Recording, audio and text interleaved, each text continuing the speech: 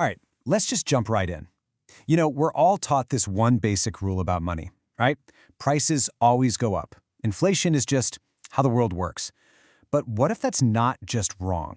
What if that single idea is the one thing holding us back from a future that's, almost unbelievably better? I mean, really think about it for a second. What if your phone, your groceries, even your rent, what if everything got cheaper year after year? It sounds crazy, doesn't it? Because our entire system is literally built to stop that from happening. We're told that falling prices, deflation, is like the ultimate economic boogeyman. But Jeff Booth, the source for this whole analysis, he says, nope, it's the complete opposite. He argues that prices should be falling, that it's the natural, expected outcome of all our technological progress. And if we just stop fighting it and actually embrace it, man, we could unlock a world of abundance we can't even picture right now. Okay, so to really get this, you got to see that there are two totally different ways to look at the economy. So on the one hand, you've got the system we're in right now. It's an inflationary system, and it's basically designed to make prices rise. It forces all of us to run faster and faster on this treadmill just to stay in the same place. But then there's this other idea, a free market. And in that system, technology and competition are always pushing prices down. Just look at the phone in your pocket. It's way, way more powerful than a supercomputer from the 80s that would have cost millions. That's technology doing its thing, giving us more for less. Okay, here's a great way to think about it. Using a metaphor, picture technology as this giant fountain just gushing progress and value. That's abundance. Now, our current system, it's like it puts a cap on that fountain. It redirects most of the flow to a small group and makes sure prices stay high for the rest of us. But a free market? It just takes the cap off. It lets all that abundance flow out to everyone, and we feel it as lower prices on everything. Right. So that sounds good in theory, but how does it actually work? What's the engine that's supposed to be driving all these prices down? Well, it's actually this beautiful, simple cycle. So it all starts when someone creates something of value for people and they get rewarded for it. Great, but here's where it gets really interesting. That success, it's like a magnet for competition. Other people see it and go, hey, I can do that better, or I can do that cheaper, and so they jump in. This forces everyone to constantly innovate. You either get better or you get left behind. And the result of all that competition?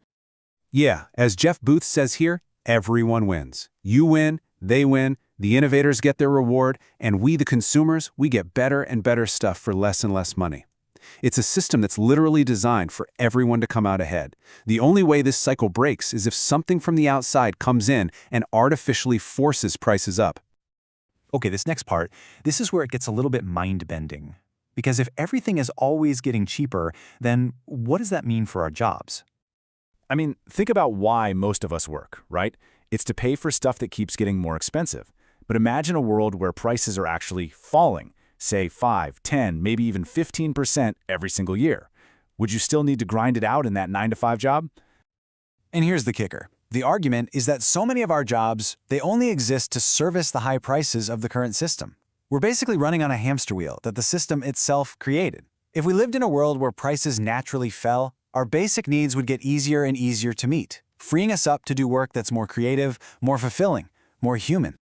And this isn't just about our personal finances. The implications here are huge.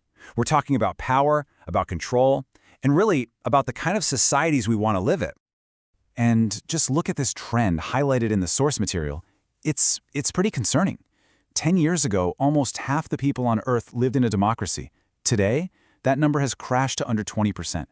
The world is getting more centralized, more authoritarian, and according to Booth, the #1 tool for any dictator is the ability to control and manipulate money. And that's exactly where something like Bitcoin comes into the picture. Because what is it at its core? It's a money system that can't be controlled by a government or a bank. See, a decentralized money, like Bitcoin, it takes away a government's power to just print more of it whenever they want. It stops them from funding whatever they want through inflation, which is really just a hidden tax on all of our savings. It removes that ultimate tool of control. And that right there is why you see authoritarian-leaning governments trying so hard to create their own centralized digital currencies while trying to crush the decentralized ones. Okay, so you might be wondering, if this technology is such a huge threat to these powerful systems, how could it ever survive? How can it defend itself?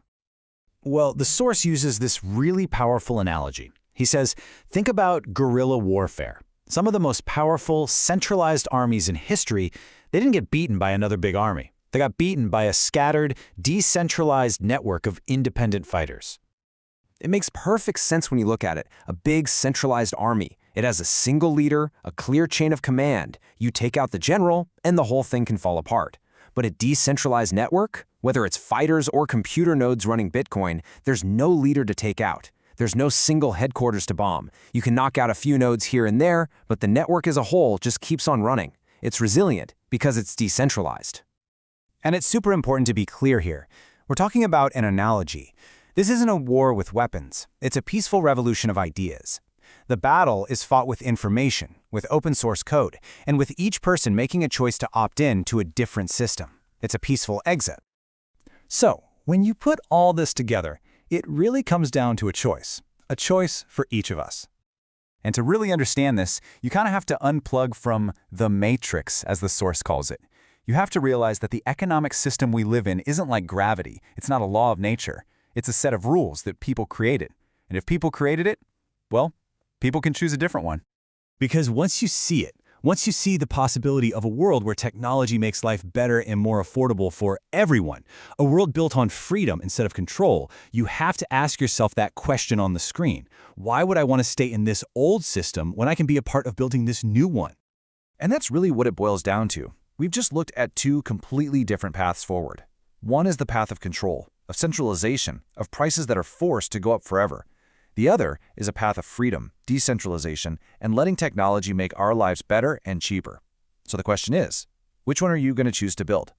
By the way, if you want to dive way deeper into these ideas, the original source for this whole analysis is linked right down in the description below. And for more explainers just like this one, make sure to follow, like, and share the What Bitcoin Taught Me podcast. We're on Twitter/X, Nostr, Blue Sky, Threads, Instagram, Facebook, LinkedIn, Spotify, YouTube, and yeah, now even TikTok. Thanks for tuning in.